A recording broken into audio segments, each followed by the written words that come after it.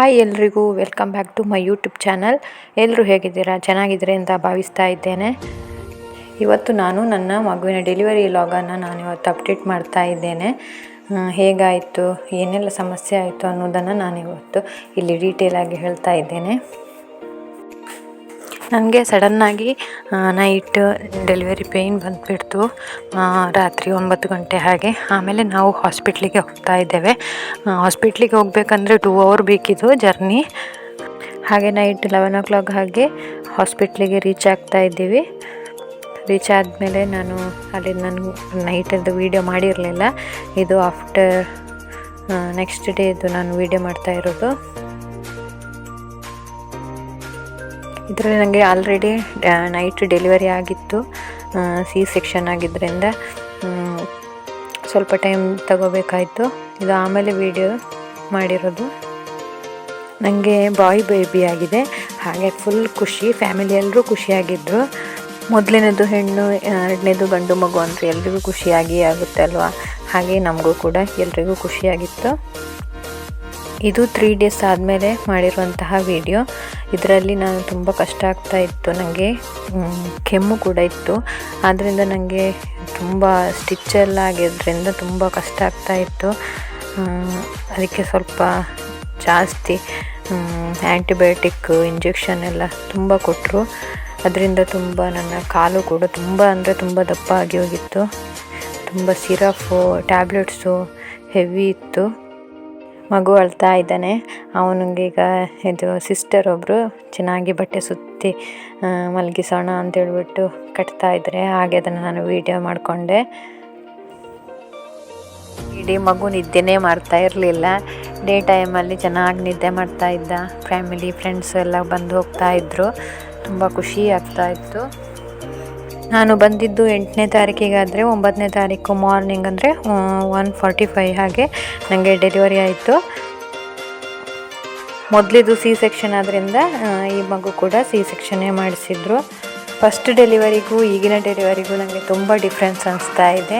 ಯಾಕಂತೇಳಿದರೆ ನಾನು ಫಸ್ಟ್ ಡೆಲಿವರಿಯಲ್ಲಿ ತುಂಬ ಪೇಯ್ನ್ ತಿಂದಿದ್ದೇನೆ. 3-4 ದಿವಸ ತಗೊಳ್ತೇನೆ ಬೆಡ್ಡಿಂದ ಹೇಳೋಕ್ಕೆ. ಬಟ್ ಇದರಲ್ಲಿ ನಾನು 2 days ನಾನು ಎದ್ದಿದ್ದೇನೆ. ಏನು ಖುಷಿ, ಗಂಡು ಮಗ ಆದ ಖುಷಿಯೋ ಏನೋ ಅಂತ ಗೊತ್ತಿಲ್ಲ. ಬಟ್ ನಾನು ಇದನ್ನೇನೋ ಮ್ಯಾನೇಜ್ ಮಾಡಿದೆ ಅನ್ನಿಸ್ತಾ ಇದೆ. ಹಾಗೆ ಇದೇ ದಿನ ಇನ್ನೊಂದು ಖುಷಿ ಏನು ಅಂದರೆ ನನ್ನ ಯೂಟ್ಯೂಬ್ ಚಾನಲ್ ವಾಚ್ ಅವರ್ ಎಲ್ಲ ಕಂಪ್ಲೀಟಾಗಿ ಮಾನಿಟೈಸೇಷನ್ ಆಯಿತು. ಹಾಗೆ ಅದು ಡಬಲ್ ಖುಷಿ ಆಗೋಯಿತು.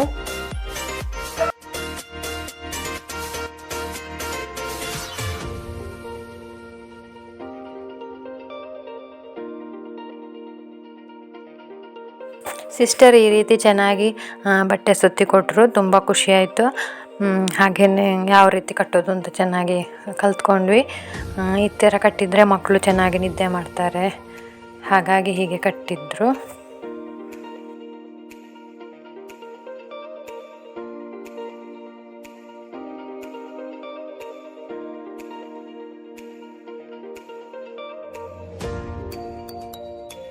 ಇದು ನೋಡಿ ನನ್ನ ಕಾಲಿನ ಪರಿಸ್ಥಿತಿ. ನನಗೆ ಕೆಮ್ಮು ಲೈಟಾಗಿ ಬರ್ತಾ ಇತ್ತು. ಅದರಿಂದ ನನಗೆ ಅದಕ್ಕೆ ಬೇರೆ ಡಾಕ್ಟ್ರ್ ಇದ್ದಿರೋದು.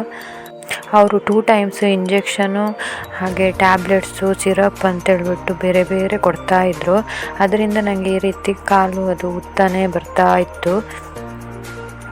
ಆಮೇಲೆ ಇಂಜೆಕ್ಷನ್ ಎಲ್ಲ ಸ್ಟಾಪ್ ಮಾಡಿದರು.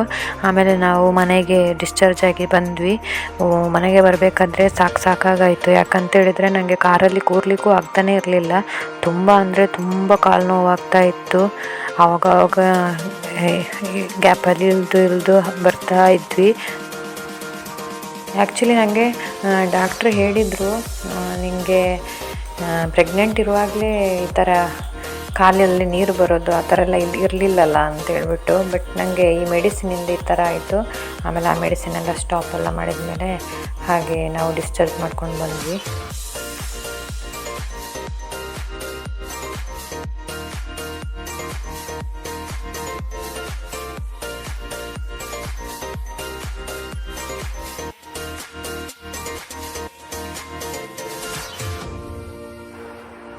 ಇದು ಮನೆಗೆ ಬಂದ ಮೇಲೆ ಮಾಡಿರುವಂತಹ ಕ್ರಮ. ಆಮೆ ಅಂತೇಳ್ಬಿಟ್ಟು ಇದೊಂದು ಶಾಸ್ತ್ರ 7 ಡೇಸಲ್ಲಿ ಮಾಡುವಂಥದ್ದು. ಹಾಗಾಗಿ ಈಗ ಇಲ್ಲಿ ಅಪ್ಪ ಅಮ್ಮ ಎಲ್ಲ ಅದಕ್ಕೆ ಏನೆಲ್ಲ ಬೇಕು ಅದನ್ನೆಲ್ಲ ಜೋಡಿಸ್ತಾ ಇದ್ದಾರೆ. ಈ ದಿನ ಮನೆಯನ್ನೆಲ್ಲ ಶುದ್ಧ ಮಾಡಿ ಆಮೇಲೆ ಮಗುವಿಗೆ ನೂಲನ್ನು ಕಟ್ಟುವಂಥದ್ದು.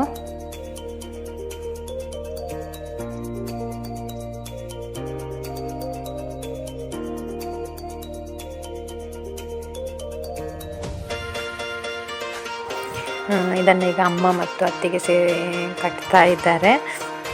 ಆ್ಯಕ್ಚುಲಿ ಇದು ಮಡಿವಾಳ ಜನಾಂಗದವರು ಕಟ್ಟುವಂತಹ ಒಂದು ಶಾಸ್ತ್ರ. ಬದಲಾಗಿ ಈಗ ಮನೆಯವರೇ ಕಟ್ತಾ ಇದ್ದಾರೆ, ಆ ಥರ ಕ್ರಮ ಮಾಡ್ತಾ ಇದ್ದಾರೆ.